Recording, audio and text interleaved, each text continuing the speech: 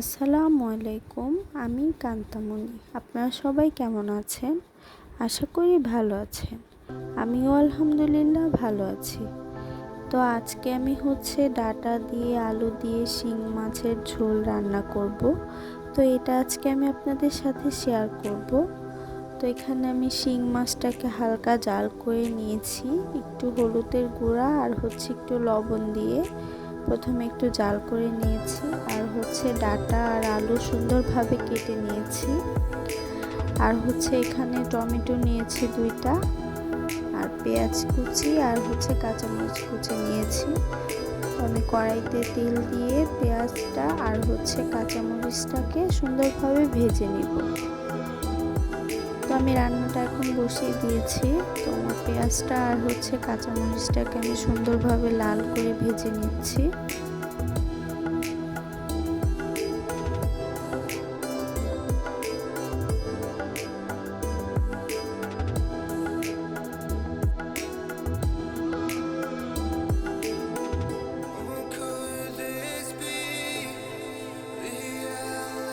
তো আমার পেঁয়াজ ভাজাটা লাল করে হয়ে গেছে ভাজা। তো আমি এখন একটু আদা রসুন বাটা দিয়ে দিচ্ছি।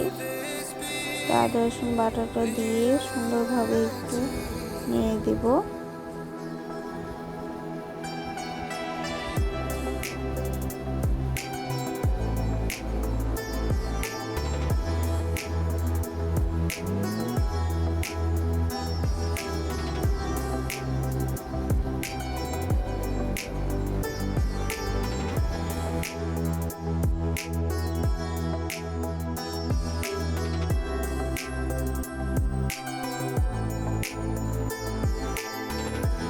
এখন আমি লবণ দিয়ে দিচ্ছি পরিমাণ মতো, পরিমাণ অনুযায়ী লবণ দিয়ে দিচ্ছি। এখন আমি এখানে হলুদের গুঁড়া দিয়ে দিব।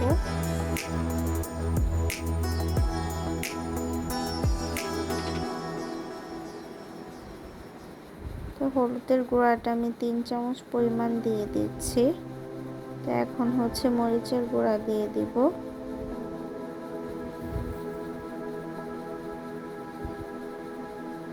তো মরিচের গুঁড়ো আমি 3 চামচ পরিমাণ দিয়ে দিয়েছি। তো এখন আমি মশলাটাকে সুন্দরভাবে কষিয়ে নিব।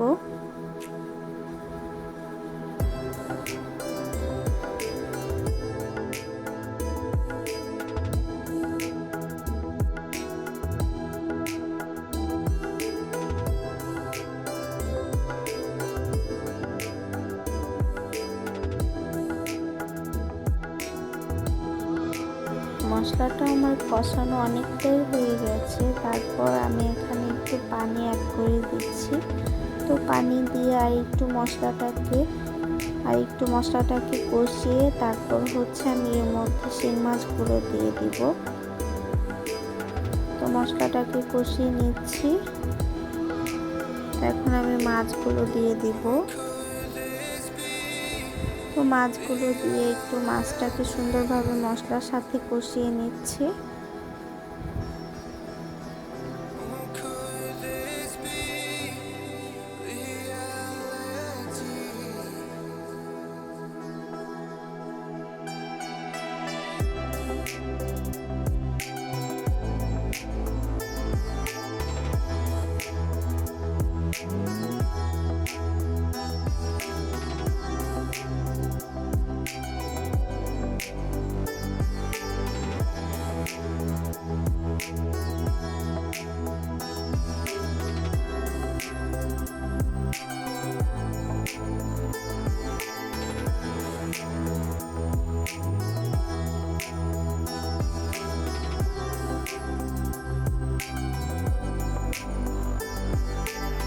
তো আমার মাছটাকে আমি প্রায় 5 থেকে 10 মিনিটের মতো কষিয়ে নিয়েছি। এখন একটা বাটিতে উঠিয়ে নিয়েছি মাছটাকে।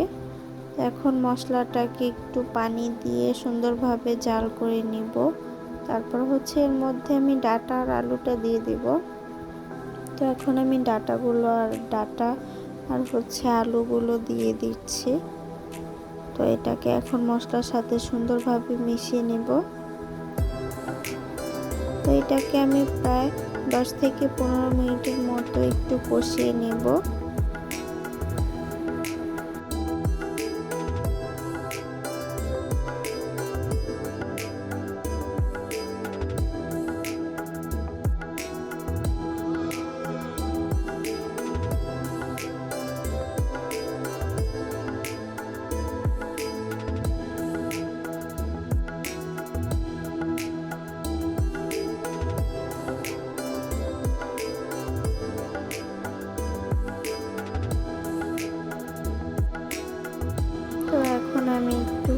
টমেটোগুলো দিয়ে দিয়েছি ডাঁটা আর আলুর সাথে। তো এটাকে এখন সুন্দরভাবে ঢেকে একটু রান্না করব।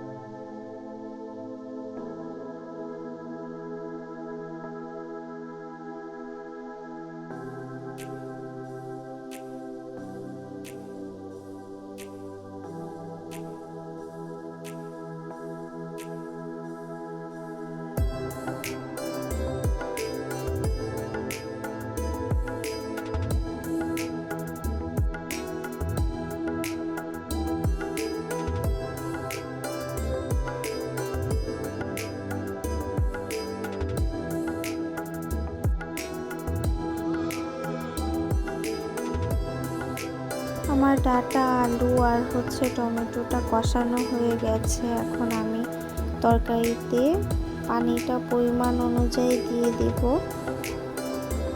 তো এখন আমি পানি দিয়ে দিলাম পরিমাণ অনুযায়ী। তো এটাকে এখন আমি বলক আসা পর্যন্ত আমি ওয়েট করব।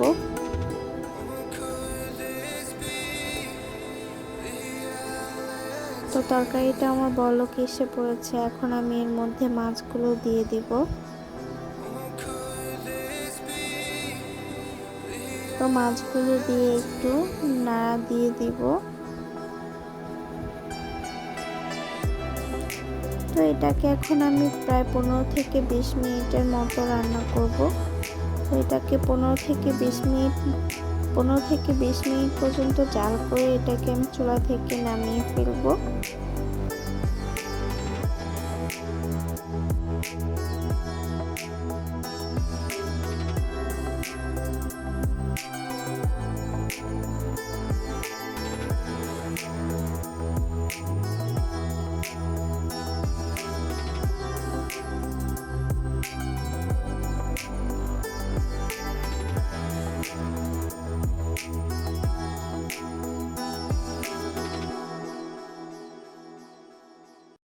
পনেরো থেকে 20 মিনিট পরে আমার রান্নাটা একেবারেই কমপ্লিট হয়ে গেছে, আপনারা দেখতেই পাচ্ছেন। তো এটাকে এখন আমি চুলা থেকে নামিয়ে ফেলবো। আমার রান্নাটা হয়ে গেছে। তো এটাকে এখন আমি পরিবেশন করব। তো আমার রান্নাটাকে আমি পরিবেশন করে নিয়েছি। তো ডাঁটা আলু আর টমেটো দিয়ে শিং মাছের ঝোল রান্না করেছি। তো আপনাদের কাছে আমার ডাঁটা আলুর আর শিং মাছের ঝোলের তরকারিটা কেমন লেগেছে আমাকে অবশ্যই কমেন্ট করে জানাবেন। আর ভালো লাগলে আমাকে একটা লাইক করে দিবেন, একটা কমেন্ট করে দিবেন। আর আমার চ্যানেলটিকে সবাই সাবস্ক্রাইব করে দিবেন। তো আজকের জন্য আমার ভিডিওটা এই পর্যন্তই।